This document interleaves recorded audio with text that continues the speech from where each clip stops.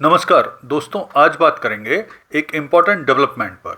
और वो डेवलपमेंट ये हुआ है कि रूस के राष्ट्रपति पुतिन ने यूरोप के नेताओं को लिटिल पिग्स यानी छोटे सुअर, अगर हम भारतीय भाषा में बात करें तो सुअर के बच्चे कहा है।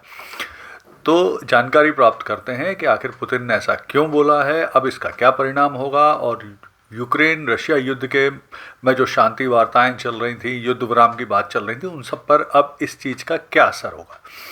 तो देखिए, अभी हाल में ही रूस के राष्ट्रपति व्लादिमीर पुतिन ने ये बोला है कि जो यूरोप के नेता हैं वो लिटिल पिग्स हैं, यानी छोटे सुअर हैं या सुअर के बच्चे हैं, इस तरह की बात उन्होंने बोली।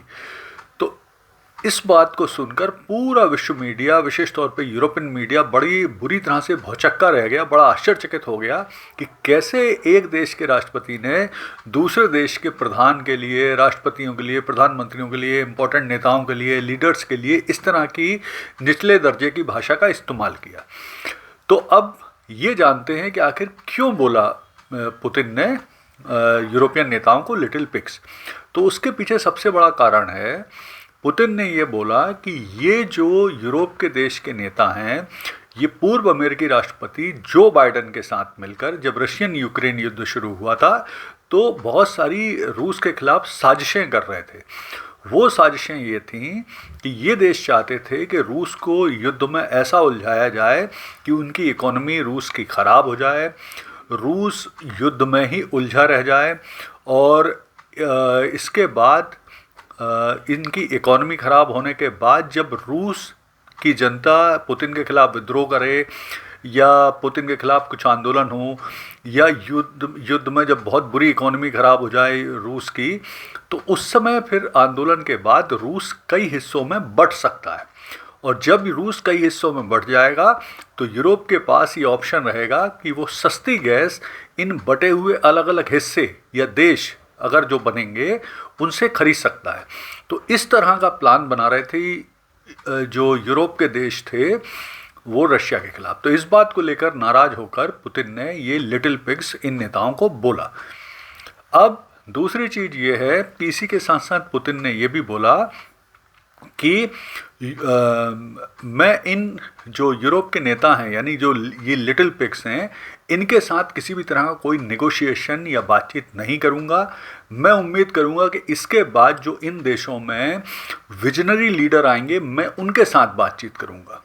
इसके साथ उनका ये भी कहना था कि मैं यूक्रेन में जो मेरा आक्रमण जारी है वो चलता रहेगा। मैं जो रशिया है वो अपने प्लान के हिसाब से यूक्रेन के विभिन्न हिस्सों को कब्जाता रहेगा, चाहे इसके लिए डिप्लोमेसी से काम लेना पड़े या सैन्य बल से काम लेना पड़े। यानी कुल मिला के पुतिन ने अपनी स्थिति क्लियर कर दी कि वो अभी किसी भी तरह के युद्ध विराम या शांति वार्ता के मोड में नहीं है। जो उनका प्लान है यूक्रेन को लेके वो चलता रहेगा जब तक वो अपने अंजाम तक ना पहुंच जाए, या जो पुतिन ने या रूस ने यूक्रेन के लिए प्लान किया है वो जब तक पूरा उनका नहीं हो जाता तब तक ये युद्ध चलता रहेगा। एक तरह से उन्होंने हिंट कर दी कि अभी वो युद्ध विराम करने, ये युद्ध रोकने की स्थिति में या इंटरेस्टेड नहीं है।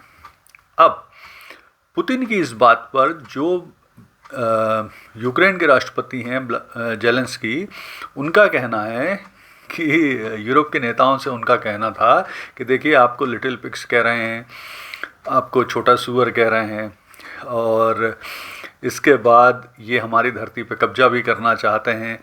तो पुतिन ने पूरी दुनिया से और मदद मांगी और हथियारों की मदद मांगी कि हमें मदद कीजिए, क्योंकि अब हमें रूस के खिलाफ लंबा युद्ध लड़ना पड़ सकता है।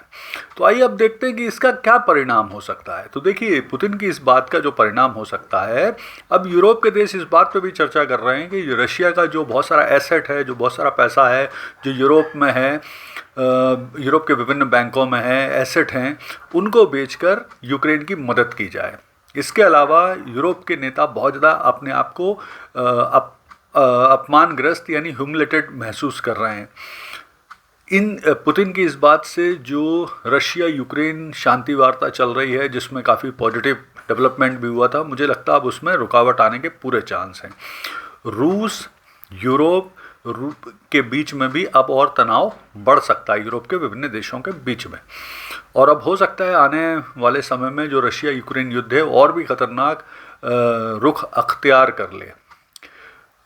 यूरोपियन देश, अमेरिका और संस्थाएं रशिया पर और बैन लगा सकते हैं और सैंक्शन लगा सकते हैं, तो इस तरह की घटनाएं होंगी।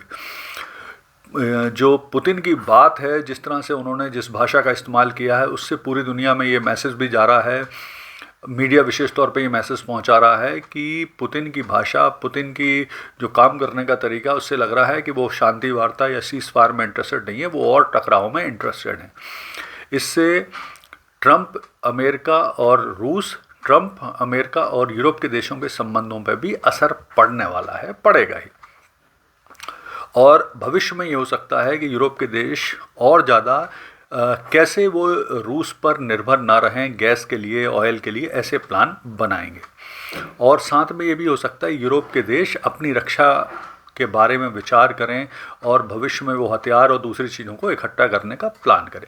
तो देखिए, कुल मिला के पुतिन की जो ये बात है कि उन्होंने यूरोपियन नेताओं को लिटिल पिग्स या छोटे सुअर या सुअर के बच्चे बोला, इस बात से जो ताज़ा घटनाक्रम है यूक्रेन और रशिया वॉर के बीच में जो शांति वार्ता चल रहे थे, उस पर निश्चित तौर पर वो डिरेल होगी। और जो संभावना बनने लगी थी विश्व शांति की, इस युद्ध को ख़त्म होने को लेकर जो सप्लाई चेन मैनेजमेंट में जो डिस्टर्बेंस थे, वो ख़त्म होने के चांसेस बन रहे थे। तो मुझे लगता है पुतिन की इस बात से ये सब डिरेल होगा, फिर से युद्ध की संभावना बढ़ेंगी, युद्ध खतरनाक मोड़ पे पहुंच सकता है और भी ज़्यादा नुकसान हो सकते हैं। और जिस तरह से पुतिन का पूरा कंट्रोल है अपने देश में, पुलिस पे, सेना पे, अपनी गुप्तचर संस्थाओं पे, लोगों पे, सिविल अथॉरिटी पे, तो उसको लेकर अब ये लग रहा है कि युद्ध शायद ये और भी खतरनाक मोड़ पर या दौर में पहुंचने के चांसेस लग रहे हैं। धन्यवाद।